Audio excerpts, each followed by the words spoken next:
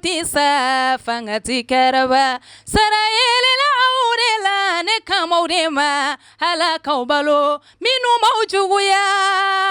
kuka juguya to minu baukoniya aw bismillah lumière tv sanfé wala sa ka kunafoni jelen ka dawma anga wuliga jona nga takasegi abele jeli benendo wala sa kunafoni nyuma aw ko soro wodela hange laydu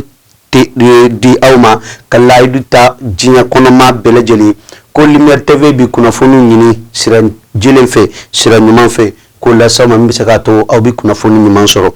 bi anga kunafoni ambuno adamine ni États-Unis kawfeno uka jamana dendo be nosa nda ale koni ka baranya chilembe farafina ani États-Unis tiga di nyoma o barawma akoni ajira ka foko ndala sonama ko ulu koni bi wulika joni bara bele jeli sigisenka membe se ka to États-Unis abi Mali deme ina fo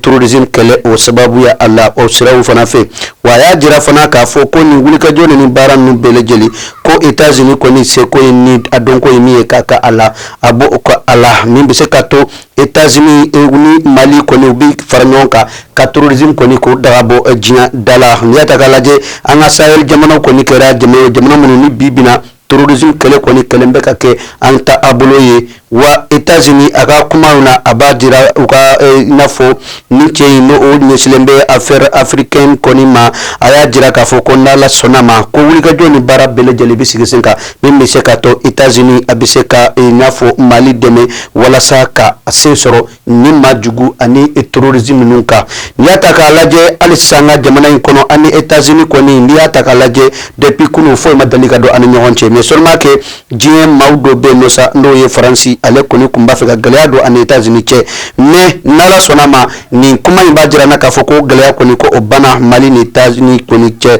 sabla États-Unis yara fona dai nala sonama ko Mali ka be deme tourism kele koni ko odagabo Mali dala nambore ambi ta hali sisa anga jamana ambi to anga jamana kono ambi ta anga armée Mali fanflala uko ni ya jira ka fo onga télévision nationale la ka jira ka fo ko uluye ubora ko bado kalama ndo ye tourisme ka armement koni dogole yoro dola wa nala sonama jamana de mo be minna ndo de be ani haklisiki kana chogam na kubo barala sho anitle wa ya jira fana ka fo koni armement ni ndu ubora akalama akoni abi fo ta femme fe adonindo ta femme koni ti dore ko wode kata di tourisme jugu masa ma jugu munumbe masa ko groupe tourisme do ko ba fe ka kelawni ko jugu takanye sanga fini tiguna nga jamana ma ananga jamana doma ko nin koni ko yin chilembe udema wa akoko ni anyini na ka nyesoro wa ajirla fana ka foko réseau bayi ni barala a réseau koni adona wa nala solama akoko ni abida sirala wa jamana dem biseka lafiya chuko minani jamana biseka lafiya chuko mina ani arma yere biseka ina fotani chuko mina wode anga jamana marabau ka hakina anuka wuliga joy wode kama arme mali koni chesle no shu anitle min biseka to biseka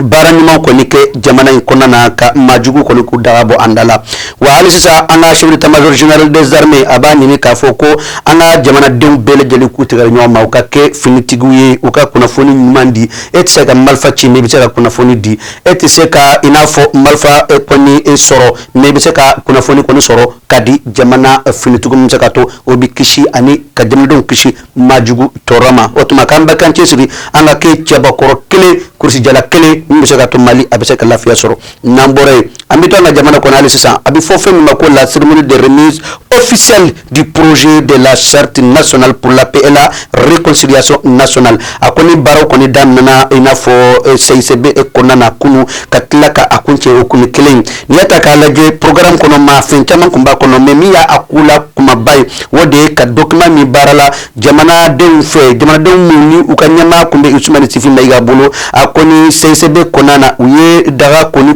uye daga doende udaga kunsigile mbende wa wulga doni baro berjeli karembe saka to document koni bisaka Mali don be kala nyini ta bala wa akara sababu ye Mali don ka lanyini koni be sorola wa jamana maraba ya jira ka fokuna la sunama ni document bayin ka abita sente kono sente mauba voter ni ya voter sabina di alere Assimi Goïta ma ale batiga no blala abike sharia ye Mali don be nyoche wa ya jira ka foko depuis kurgan fuga sharti borala sharti foy mana Mali kono mi Mali don yare don mani nyonche o sharti a fen fen be ka foko mo kuma be ka fo ma waraw ka fen glalendo wa ne charti ni kurgan fuga ta ko fe abena to histoire la nga Mali ba histoire la mi ka to jinya kono Mali don farafina don manifin be abena bla kuna ka fo ko Mali don koni beng na kola wa abena don dafe wa aya appel lancé ka nyini ko mawo mabe ka akadi ko Mali koni ika ta kono ika lafia Mali kono kuna ambibe wandi bi jinya yoro ikana fen wore ble kuna na Mali kono ya sera be ni be ka utiliser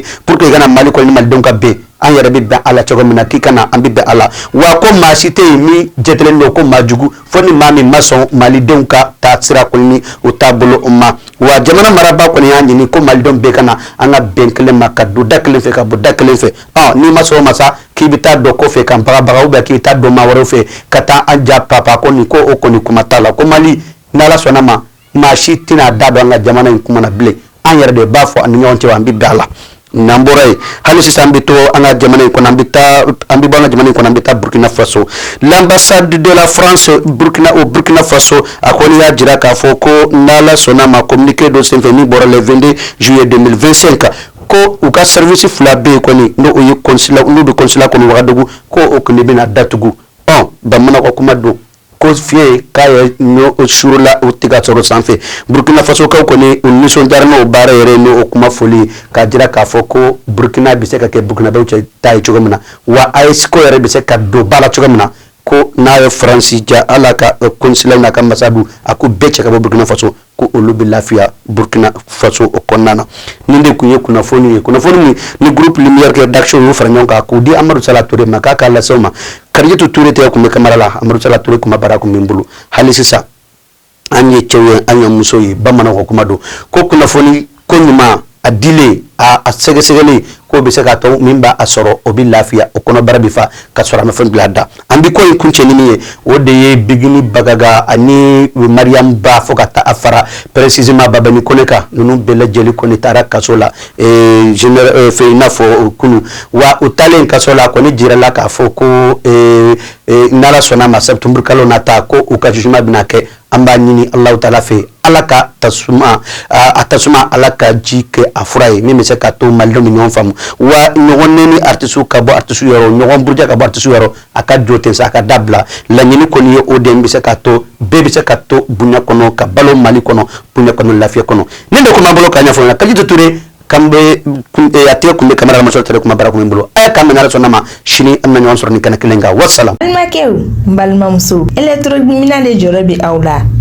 o bana pew walma sokono minaw misiri kono minaw studio minaw salle de conférence minaw fokata se baful minaw ma mo kelempe soro kelempe hate fune dumasi chez Mamutu Traoré yele électronique aflani nibora memo sira farala kibi yele kata centre mable fanfe yani ka fara juste ibi côté gauche laje yele électronique chez Mamutu Traoré iba soro yenno imo menacé minaw minama amina bele jelibe inafo baful guitare lampadaire chaise micro piano bola batterie ampli microphone fota se lumière ma be kiba fe garon bonda otmana sa boli bribri e katase yele électronique chez Mamutu Traoré kayorola niye ñogome bla cence kul sanfé tege tayira suni ne weche fune dimasi otmana sa ambele jeli ka wuli ka joke anga Mamutu Traoré kayoro segre yele électronique hatte